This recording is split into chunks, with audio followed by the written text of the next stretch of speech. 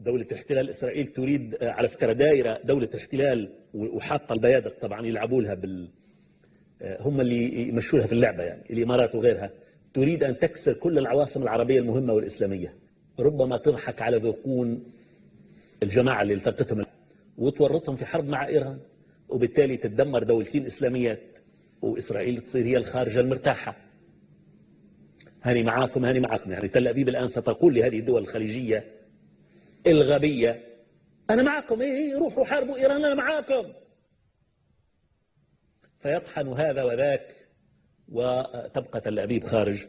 المشهد. أنا شخصيا أرجح بأن مهاجمة إيران احتماليا ضعيفة للغاية،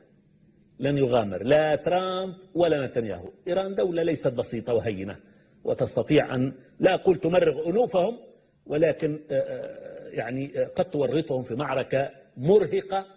ومستنزفة لكل الأطراف وطويلة، وبالتالي